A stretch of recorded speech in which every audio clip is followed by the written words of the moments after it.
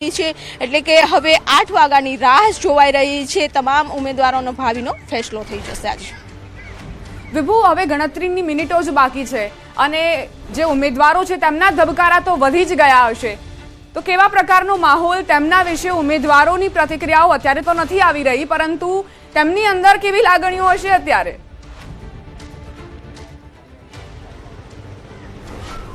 દીપા, બિલકુલ, કારણ કે બહુ રાહ જોવાઈ રહી છે કે હવે મતગણતરી થાય, રુઝાન શું આવે છે, કેના કોણ ઉમેદવાર છે તે સાંસદ બનશે।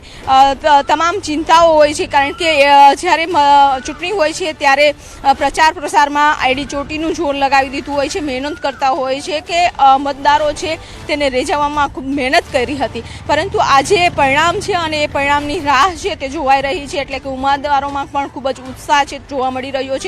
થોડી જ મિનિટોમાં ઉમેદવાર પણ એલડી એન્જિનિયરિંગ કોલેજ છે કે જ્યાં પહોંચશે અને સાથે જ તેમના એજન્ટો છે તે પણ અહીં પહોંચશે, એટલે અહીં સુરક્ષા વ્યવસ્થા સાથે તમામને એન્ટ્રી છે તે થોડી જ મિનિટમાં એટલે કે 7 વાગ્યાની આસપાસ એન્ટ્રી આપવામાં આવશે અને ત્યારબાદ તેઓ જે એજન્ટ છે તે ત્યાં જઈ શકશે। ઉમેદવારો પણ અહીં પહોંચવાના છે, ત્યારબાદ ઉમેદવારોની પ્રતિક્રિયાઓ છે, પરંતુ કહી શકાય કે આજે જે પરિણામ છે અને તેને લઈને આખા દેશમાં ઇંતજાર છે। વિભુ, ખાસ કરી મતગણતરી કેન્દ્રો પર 3 લેયર સુરક્ષા છે એ રાખવામાં આવી છે, તો આ 3 લેયર સુરક્ષા કયા પ્રકારની છે અને જ્યારે મતપેટી ખુલવાની છે ત્યારે કયા પ્રકારનો પહેરો હશે?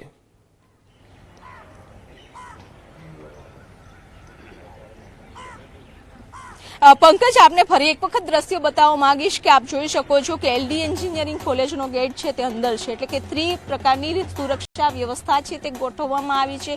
સુરક્ષા જવાનો કે જ્યારે ચૂંટણી પૂરી થઈ હતી ત્યારથી લઈ અને સતત 24 કલાક છે તે બંદોબસ્ત ગોઠવવામાં આવ્યો હતો, એટલે કે સ્ટ્રોંગ રૂમ છે ત્યાં સુરક્ષા વ્યવસ્થા કરવામાં આવી છે। ત્યારબાદ આ જે એન્ટ્રી પહેલાનો આ ગેટ છે કે અહીં તમામ 4 વ્હીલો માટે પ્રતિબંધ લગાવી દીધો છે। તમામ જે લોકો આવશે, ઉમેદવારો હોય કે પછી અધિકારીઓ છે, કર્મચારીઓ છે, તે તમામને અહીંથી ચાલીને જ એન્ટ્રી લેવાની છે। ત્યારબાદ એલડી એન્જિનિયરિંગ કોલેજનો જે ગેટ આવશે ત્યાં સુરક્ષા વ્યવસ્થા કરવામાં આવી છે, મેટલ ડિટેક્ટર લગાવી દેવામાં આવ્યા છે, તમામની સુરક્ષા વ્યવસ્થા માટે ચેકિંગ કરવામાં આવશે અને ત્યારબાદ ત્યાંથી એન્ટ્રી આપવામાં આવશે। આખું કેમ્પસ છે કે જ્યાં સીસીટીવીથી સજ્જ કરી દેવામાં આવ્યું છે, એટલે કે ઈવીએમ જ્યાં સુધી છે ત્યાં સુધી તમામ સુરક્ષા વ્યવસ્થા સઘન કરી દેવામાં આવી છે કે કોઈ પણ પ્રકારની અનિચ્છનીય ઘટના ન બને, સાથે જ કોઈ પણ પ્રકારના સવાલો છે તે ન ઉઠે।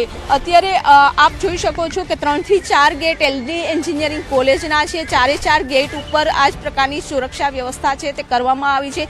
ત્યારબાદ જે આખું કેમ્પસ અને કેમ્પસ સાથે સાથે જે મતગણતરી સેન્ટર છે ત્યાં પણ સીસીટીવી રાખવામાં આવ્યા છે, એટલે કે તમામ પ્રકારની વ્યવસ્થા છે છેલ્લા કેટલા દિવસોથી ચાલતી હતી। સાથે જ ગઈકાલે પણ કર્મચારીઓ સાથે મીટિંગ તાલીમ આપવામાં આવી છે। મતગણતરીની ઓબ્ઝર્વેશન છે અધિકારીઓ છે તે સતત અહીં ખડે પગે રહેશે, એટલે સુરક્ષા સાથે સાથે મતગણતરી શાંતિપૂર્ણ માહોલમાં શરૂ થાય અને પૂર્ણ થાય તે માટેની તમામ પ્રકારની તૈયારીઓ છે તેને આખરી ઓપ આપી દીધો છે। હવે 8 વાગ્યાની રાહ જોવાઈ રહી છે અને દેશના લોકો પણ રાહ જોઈ રહ્યા છે કે કેની સરકાર બને છે।